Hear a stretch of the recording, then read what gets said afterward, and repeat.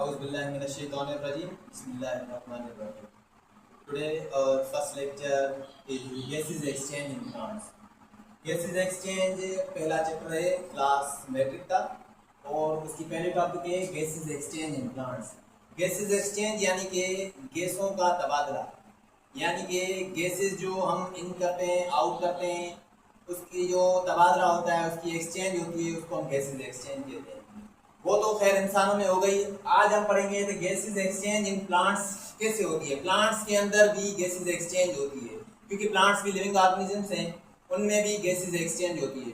और gases exchange plants में होती क्यों है वो आज हम आपको बताएंगे। पहले आपको ये बात याद रखनी है कि प्लांट्स में फोटोसिंथेसिस का अमल होता है। फोटोसिंथेसिस का अमल आपको पता है कि डे टाइम होता है, और डे टाइम में फोटोसिंथेसिस के लिए सनलाइट की जरूरत होती है।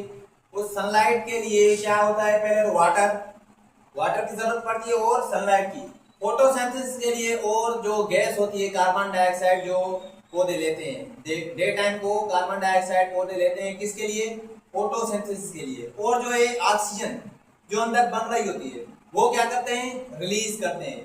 ठीक है, तो हम ये कह सकते हैं कि गैसेस एक्सचेंज इन प्लांट्स जो होती है वो फोटोसिंथेसिस के लिए होती है। फोटोसिंथेसिस का अमल जो कंटिन्यूअसली चल रहा होता है डे टाइम को, इसी वजह से जो है गैसेस एक्सचेंज इन प्लांट्स होती है।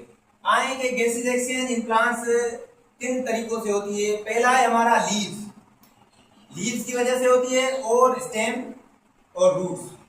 अब ये जो स्ट्रक्चर है ये एक लीव्स की है, एक लीफ है, देखो इसको कहते हैं हम अपर एपिडर्मिस। ये क्या है, अपर एपिडर्मिस। उसके बाद ये जो नीचे वाला हिस्सा है इसे क्या कहते हैं हम, लोअर एपिडर्मिस। ये हम इसके बारे में बात कर रहे हैं, लीफ के बारे में। पत्तों में जो गैसेस एक्सचेंज होती है वो हम बात कर रहे हैं कि लीफ में जो है कैसे गैसेस एक्सचेंज होती है। ये एक स्ट्रक्चर है लीफ का, इसको हम अपर एपिडर्मिस कहते हैं, इसको हम लोअर एपिडर्मिस कहते हैं। और ये जो अंदर आपको सर्किल नजर आ रहे हैं इसको हम मीजोफिल सेल कहते हैं। क्या कहते हैं, मीजोफिल सेल्स। और हम आपको इसका काम भी बताएंगे ये क्या करते हैं।